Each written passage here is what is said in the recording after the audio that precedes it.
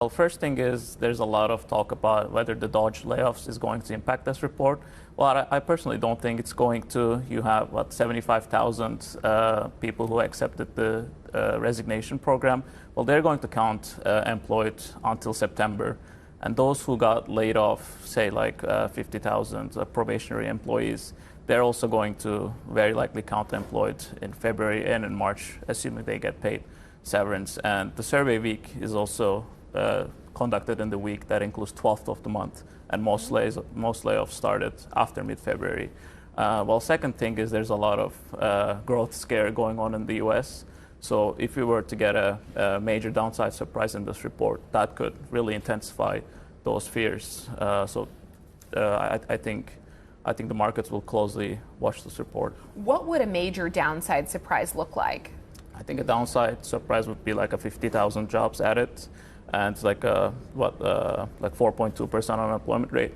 But even if we do get a number below 100,000, I don't think the Fed is going to change its assessment of a strong labor market. You have the San Francisco Fed estimating that the unusually cold weather in January deducted around 85,000 jobs in January. So even if we do get a bad number this February, 3-month average would still be well above the past year average. I mean, labor market is looking solid in all angles, in my opinion. That's so interesting you say the labor market is looking solid, because so many conversations we've been having around the desk over the last couple of weeks have been around growth weakening in the U.S. And a lot of the soft data has pointed to a softening of the economic picture. The University of Michigan survey, I think that was one of the key drivers of this shift down we've seen in U.S. markets. How come you're confident to look through that soft data? I mean, soft data, the post-pandemic economy, if there's one thing that we learned is that soft data doesn't really predict growth at all.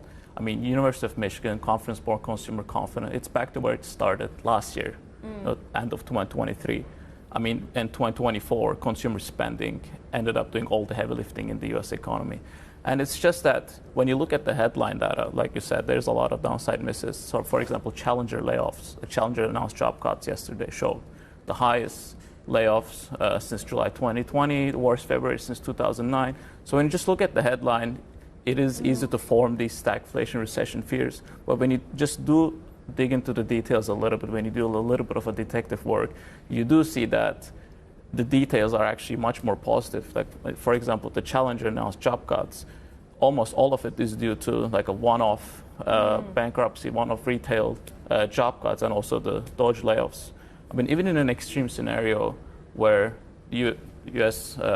government lays off 300,000 federal employees, the labor market is so massive in the U.S. is that that's only going to shift up unemployment rate by 20 basis points. So a drop in the ocean in that context. When unemployment rate is at 4%, if it goes up by 20 basis points, it's 4.2%, and that's actually the unemployment rate that the Fed wants to see. That's their estimate of the natural rate. What about the impact of more restrictive immigration policy, another key pillar of President Trump's agenda? Right. I think that's the key. That's way more important than the Dodge layoffs.